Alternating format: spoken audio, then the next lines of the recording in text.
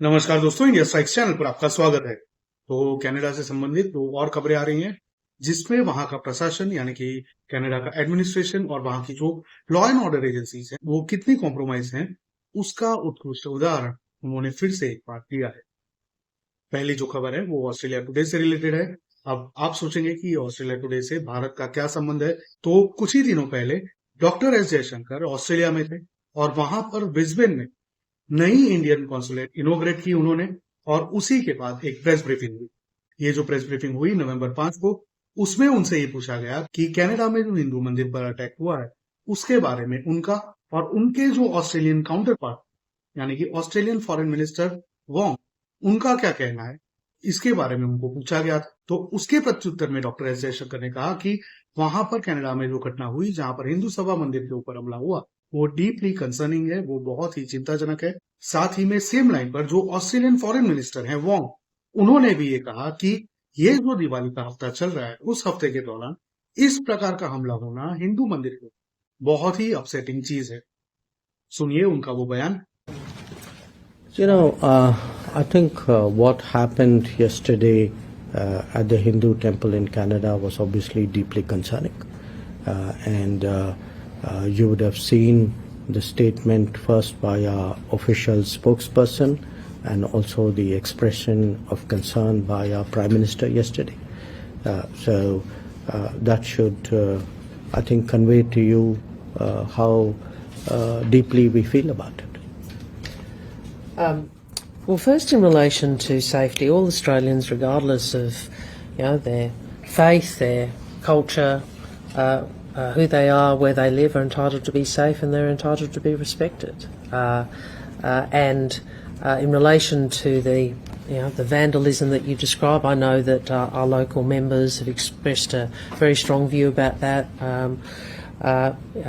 particularly in the week of Diwali.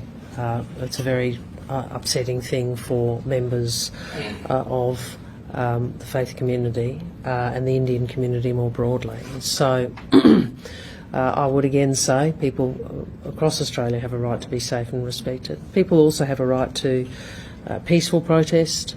People have a right to express their views peacefully. We draw a line between that and violence, incitement of hatred or vandalism, and they should be dealt with by the appropriate law enforcement authorities. We're a multicultural democracy. We cherish that fact, but we also cherish those principles which enable that multicultural democracy to flourish, and they are respect of one another and a right to express different views peacefully. Thank you very much. तो ये था एक बहुत ही simple response जो Indian external affairs minister और Australian foreign minister ने दिया, और इसको रिपोर्ट किया गया था ऑस्ट्रेलिया टुडे के हैंडल के द्वारा। तो उस पोस्ट के बाद ऑस्ट्रेलिया टुडे के अकाउंट कनाडा बैन कर दिया गया, क्योंकि ये अनुमान लगाया जा रहा है कि ऑस्ट्रेलिया टुडे ने इंडिया के फेवर लेते हुए कनाडा के अगेंस्ट में बयान दिया। तो इसी प्रकार से कनाडा, जहां पर फ्रीडम ऑफ स्पीच और एक्सप्रेशन इतना फल फूल रहा है, उसने फिर से एक बार अपने वहां पर फ्रीडम ऑफ स्पीच का एक उत्कृष्ट उदाहरण देते हुए ऑस्ट्रेलिया टुडे के हैंडल सोशल मीडिया अकाउंट को कनाडा के बैन कर। तो ये थी पहली खबर जहां पर कैनेडियन एडमिनिस्ट्रेशन कितना कॉम्प्रोमाइज हो चुका है उसका एक बहुत ही उत्कृष्ट उदाहरण उन्होंने पेश किया।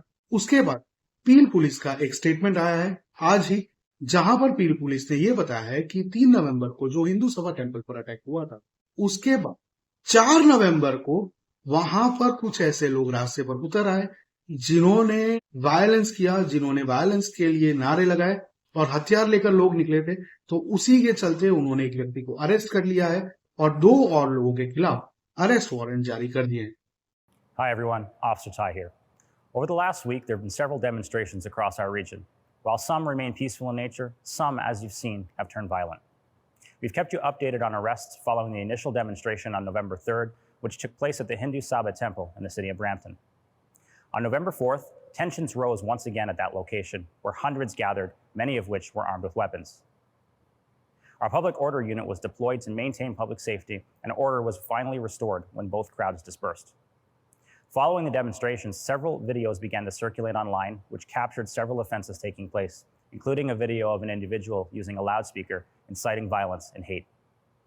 As a result of the ongoing investigations into these offenses, Peel Police have since arrested 57-year-old Ranendra Banerjee of Toronto, and he's since been charged with public incitement of hatred. Arrest warrants have since been issued for 24-year-old Armand Gallat of Kitchener and 22-year-old Arpit of No Fixed Address for uttering threats to cause death or bodily harm, conspiracy to commit assault with a weapon, and conspiracy to commit mischief. As investigators make attempts to locate these individuals, they're being encouraged to seek legal counsel and turn themselves into police. Peel Regional Police respects the rights of all people to assemble lawfully and peacefully. However, violence and criminality is unacceptable and will not be tolerated. Any such incidents will be fully investigated by our service. We understand the impact these incidents have on members of our community and remain committed to keeping you updated as these investigations unfold. A detailed media release will follow, which will include a link so you can share important information with us. Thank you. अब यहाँ पर बहुत ही interesting चीज ये है कि हिंदू सभा मंदिर के ऊपर जो अटैक हुआ था वो हुआ था 3 नवंबर। वो किया था खालिस्तानियों ने, और उस समय उस हमले के दौरान वो पुलिस वाले भी वहां पर मौजूद थे। वो अपनी आंखों से देख सकते थे कि हमलावर कौन है, किन लोगों ने लाठी डंडों से वहां पर बुजुर्गों के ऊपर, महिलाओं के ऊपर, बच्चों के ऊपर और अन्य जो भी लोग वहां पर मंदिर में, हिंदू सभा मंदिर में ब्रैम्पटन में पूजा करने के लिए गए, जो कि पील पुलिस के अंदर में आता है। वहां पर जो लोग पूजा करने गए थे, जो लोग दिवाली के त्योहार पर वहां पर इकट्ठा हुए, उन लोगों के ऊपर जिसने हमला किया, ये वो लोग वहां पर खड़े होके खुद देख सकते थे। रिकॉर्डिंग्स भी हैं, लेकिन उनमें से किसी को भी अरेस्ट नहीं किया गया है। लेकिन दूसरे दिन जब हिंदू उतरे सड़क पर, जिसके बारे में भी हमने आपके साथ वीडियो शेयर किया था, तो उस दिन 4 नवंबर को जब हिंदू सब सड़कों पर उतरे थे कनाडा के, ये जो हमला हुआ हिंदू सभा मंदिर में हिंदुओं के ऊपर, उसके अगेंस्ट में प्रोटेस्ट करने, उसमें से उन्होंने एक व्यक्ति को अरेस्ट कर लिया और 2 अन्य व्यक्ति जो कि हिंदू हैं ना कि खालिस्तानी, उन लोगों के खिलाफ भी अरेस्ट वारंट जारी कर दिया। जिसको अरेस्ट किया है वो टोरंटो का रहने वाला है, जिसके खिलाफ अरेस्ट वारंट जारी किए गए हैं वो अन्य जगह के रहने वाले हैं, लेकिन उन लोगों के खिलाफ अरेस्ट वारंट ऑलरेडी निकल चुके हैं और उन लोगों की खोज भी चल रही है। तो इसी प्रकार से पील पुलिस, जिसके 2 ऑफिसर्स खुद जिम्मेदार हैं और वीडियो कैप्चर हुआ है उन लोगों का हिंदुओं के ऊपर हमला करते हुए 4 नवंबर को जब हिंदू प्रोटेस्ट कर रहे हैं, ये रहा वो वीडियो और ये रहे वो 2 लोग जो पील पुलिस के ऑफिसर्स हैं, और उन्होंने हिंदुओं के ऊपर, जो लोग पीसफुली प्रोटेस्ट कर रहे थे, उनके ऊपर हमला किया, उनको मारा पीटा और बहुत ही बदसलूकी की उनके साथ। इसमें से सिर्फ एक ही व्यक्ति को सिर्फ सस्पेंड किया है, वो वापस आ जाएगा। उसमें से सिर्फ एक ही व्यक्ति को सस्पेंड किया है जो कि ब्राउन दिखता था। तो रेसिज्म भी वहां पर रैम्पेंट चल रहा है। जो कि वाइट पुलिस ऑफिसर था, जो भी वहां पर हमले में शामिल था, उसको सस्पेंड नहीं किया गया, उसके खिलाफ कोई भी प्रकार का एक्शन नहीं लिया गया, कहीं पर भी उसका नाम भी मेंशन नहीं किया गया है इन पील पुलिस वालों के द्वारा। लेकिन इसी के सामने हिंदुओं के अगेंस्ट में ऑलरेडी अरेस्ट वारंट जारी कर दिए हैं और एक हिंदू को ऑलरेडी अरेस्ट कर लिया गया है। तो इसी प्रकार से यह स्पष्ट हो जाता है कि ये जो पील पुलिस है, साथ ही में आरसीएमपी है, वो किस तरह से कॉम्प्रोमाइज हो चुकी है। जहां पर खालिस्तानी ऑलरेडी उनके अंदर घुस चुके हैं, उनके प्रा बन चुके हैं, तो उसी के चलते वे लोग किसी भी खालिस्तानी के किसी भी हमले को या किसी भी एक्ट ऑफ वायलेंस को, जो कि कैमरे पर रिकॉर्ड हुआ है, ऐसे कई सारे लोग हैं जिनकी शक्लें क्लियरली दिख रही हैं और वो वीडियोस पब्लिक डोमेन में अवेलेबल है, उनमें से किसी व्यक्ति को भी अरेस्ट नहीं किया, सिर्फ एक पुलिस वाले को सस्पेंड किया है, जिसको वापस ले आया जाएगा, जिसने हिंदुओं के ऊपर हमला किया है, तो उसको सिर्फ सस्पेंड किया गया है। लेकिन उसके सामने एक हिंदू को ऑलरेडी अरेस्ट कर लिया, जो कि सेल्फ डिफेंस में एक्ट कर रहे थे, और 2 हिंदुओं के अगेंस्ट में अरेस्ट वारंट जारी कर दिया है। तो इस प्रकार से कनाडा का जो एडमिनिस्ट्रेशन है, वहां की जो गवर्नमेंट है, वहां का जो प्रशासन है, और साथ ही में वहां की जो लॉ एंड ऑर्डर एजेंसीज हैं, उन्होंने फ्रीडम ऑफ स्पीच और साथ ही में वहां की जो लॉ एंड ऑर्डर सिचुएशन है, उसका उत्कृष्ट उदाहरण देते हुए फिर से एक बार ये साबित कर दिया है कि वे लोग भी रेडिकल होते जा रहे हैं। वे लोग खुद रेडिकल हो गए हैं, उग्रवादी मानसिकता वाले हो गए हैं।